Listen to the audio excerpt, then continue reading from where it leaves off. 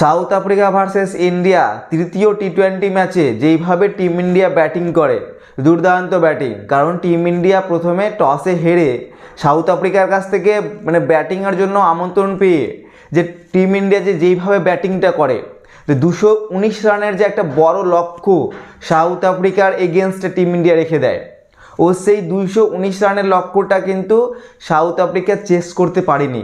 208 রানে south Africa all out হয়ে যায়।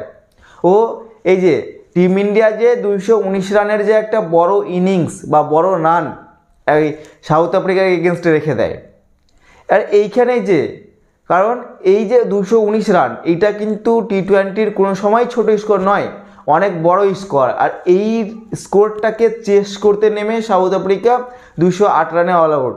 কারণ 200-র ওপরেই যেই সব স্কোরগুলো হয় সেই সব স্কোরই কিন্তু টি-20-তে চেস করা অনেক টাফ হয়ে যায়, আর সেই তো 219। আর এই পিচটাতেও আবার আগের দিনের মতনই, যেমন টিম ইন্ডিয়া প্রথমে ব্যাট করতে নেমেই সঞ্জু স্যামসন টি-20 ইন্ডিয়ার ওপেনার সঞ্জু স্যামসন আবার তিনি 0 রানে আউট হয়। ও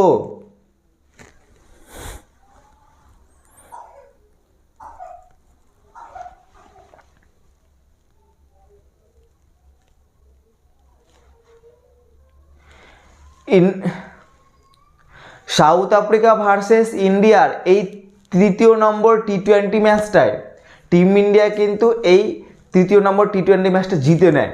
ও অবিশ্বাস্য জয়, কারণ টিম ইন্ডিয়া প্রথমে টসে হেরে ব্যাট করতে নেমে 219 রানের একটা লক্ষ্য সাউথ আফ্রিকার এগেনস্টে রেখে দেয়।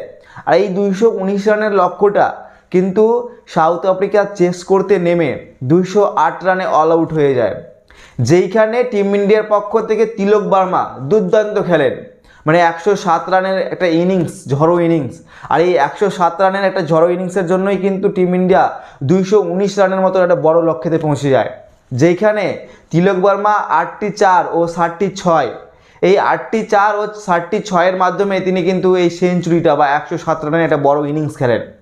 প্রতিদিনই যেইভাবে তিলক বর্মাকে 4-এ নামানো হতো, কিন্তু কালকে বা তৃতীয় নম্বর টি-20 ম্যাচটায় তিলক বর্মাকে 2-এ প্রমোট করা হয় বা ফার্স্ট ডাউনে প্রমোট করা হয় সূর্যকুমার যাদবের পরিবর্তে।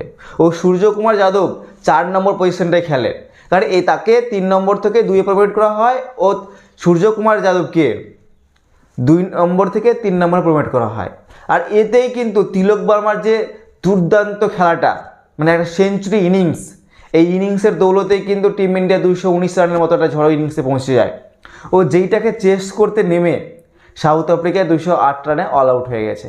কারণ যে এই যে ইন্ডিয়া যে প্রথমে যখন ব্যাট করতে নামে, তখনই কিন্তু সঞ্জু স্যামসন আগের দিনের মতনই, দ্বিতীয় টি-20 ম্যাচের মতনই সেম ওই মার্কো জেনসেনের সুইং বলে আউট হয়ে যায়।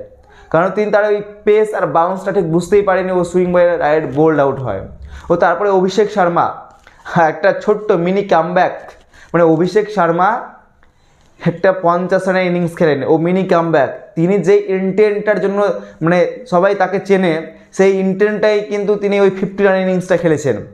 শেষমেশ মহারাজের বলে স্ট্যাম্প আউট হয়, কারণ সেই মহারাজ তার যে বলটাকে জানেন কি অভিষেক শর্মা এগিয়ে শট খেলবেন, আর তার জন্য কিন্তু ওয়াইড ফেলে দেয়, আর ওয়াইডের জন্য কিন্তু স্ট্যাম্প আউট করে দেয় হেনরি ক্লাসেন। ওর দুর্দান্ত উইকেট নেই মহারাজ, ও অভিষেক শর্মার সেই ছোট্ট 50 রানের মিনি কামব্যাকটা করেই তিনি আউট হয়। তারপরে যে তিলক বর্মার সেঞ্চুরিটা, দুর্দান্ত সেঞ্চুরি। ও সূর্যকুমার যাদব এই সিরিজটায় যেন ফ্লপ চলছেন, তিনি কিন্তু এই সিরিজটায় খুব একটা ভালো একটা বড় রান বা 50 করেননি। আর সূর্যকুমার যাদবের কাছ থেকে যে টি-20-তে একটা ম্যাচ ফ্লপ যাওয়ার পরে 50 দেখবো না, এটা একটা যেন অবিশ্বাস্য ব্যাপার হয়ে গেছে। আর সেই সূর্যকুমার পরপর 3টে ম্যাচ কিন্তু ফ্লপ গেছেন, কারণ এই সূর্যকুমারকে আগের ম্যাচে যে সিমেলানে আউট করেছিল সেইভাবেই কিন্তু এই সিমেলানেই কিন্তু আবার সূর্যকুমার যাদবকে তৃতীয় টি-20 ম্যাচেও কিন্তু আউট করেছে। ও হার্দিক পান্ডিয়া 18 রানের ইনিংস খেলেন, ও রিঙ্কু সিং ও রামনদীপ সিং, যার টি-20-তে ডেবিউ, সেই রামনদীপ সিং কিন্তু 6 মেরে তার কেরিয়ারের শুরুটা করে। ও রামনদীপও 15 রানের ইনিংস খেলে, আর যার দৌলতে টিম ইন্ডিয়া 219 রানের একটা বড় লক্ষ্যতে পৌঁছে যায়। আর যেই লক্ষ্যটাকে চেস করতে নেমে সাউথ আফ্রিকা 208 রানে অল আউট হয়ে যায়, তাদের এই সাউথ আফ্রিকার যে ওপেনার রিকেলটন 20 রান ও হেনরিক্স 21 রান। ও তারপরে তারা দুজন আউট হয়ে তারপরে মার্করাম তাদের ক্যাপ্টেন 29 রান ও স্টাফস 12 রান ও ক্লাসেন কিন্তু তাদের একটা মানে জিতবার আশার আলো দেখিয়েছিল, কিন্তু তিনি দুর্দান্ত একটা ইনিংস খেলছিলেন, যেখানে 41 রান করেছিলেন ও তিনি কিন্তু দুর্দান্ত ঝড়ো ইনিংস খেলছিলেন, যেখানে তিনি স্পিনারদের বারুণ চক্রবর্তী ও রবি বিষ্ণই এদের কিন্তু দুর্দান্ত মানে 6-এর পর 6 হিট করছিলেন। ও শেষ ম্যাচ কিন্তু এই ক্লাসেনের উইকেটটা যখন আর্শদীপ সিং নিয়ে নেয়, তারপরেই কিন্তু এই সাউথ আফ্রিকা যেন একটা জিতার আশাটাকে থেকে দূরে সরে যায়।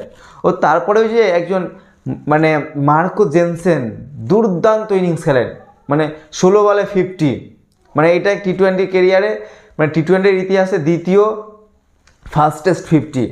তো এই মার্কো জেনসেন 54 রানে মানে 17 বলে 54 রানের যে একটা ইনিংস, সেই মার্কো জেনসেন এক টাইমে কিন্তু একটা সাউথ আফ্রিকা আশা দেখিয়েছিল কি তারা যেন জিততে পারবে, কিন্তু আর্শদীপ সিং মানে আমাদের ইন্ডিয়ার টি-20 কিন্তু এখন বর্তমানে নাম্বার 1 বোলিং, কারণ তিনি সব থেকে বেশি উইকেট টেকিং বোলার।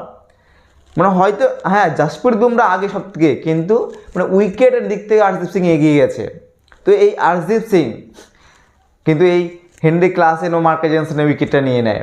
ও এই যে মার্কো জেনসেন যে 4টে 4 ও 4টে 5টে 6, এই যে 4টে 4 ও 5টে 6-এর দৌড়তে যে মার্কো জেনসেন 16 বলে যে 50টা করেন, তাতে কিন্তু অবশ্যই একটা আশার আলো দেখেছিল সাউথ আফ্রিকা, কিন্তু অবশেষে আর্শদীপ সিং কিন্তু এই মার্কো জেনসেন ও ক্লাসেনকে ব্যাক করে দেওয়ায় ড্রেসিং রুমে সাউথ আফ্রিকা কিন্তু সেখানেই তাদের মানে জিতবার আশাটা শেষ হয়ে যায়। ও অবশেষে 208 রানে অল আউট হয়, ও যার ফলে কিন্তু এই সিরিজটা 2-1 ব্যবধানে কিন্তু এখন বর্তমানে টিম ইন্ডিয়ার পক্ষেই রয়েছে।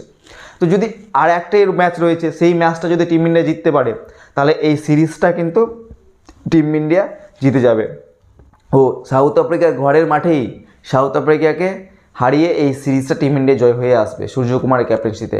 তো অবশ্যই সবাই চাইবে কি এই ম্যাচটাও কিন্তু এই মানে চতুর্থ ম্যাচটা যদি টিম ইন্ডিয়া জিততে পারে, ও এই সিরিজটা যে টিম ইন্ডিয়া 3-1 ব্যবধানে জিতে সাউথ আফ্রিকার ঘরের মাঠ থেকে জিতে আসতে পারে।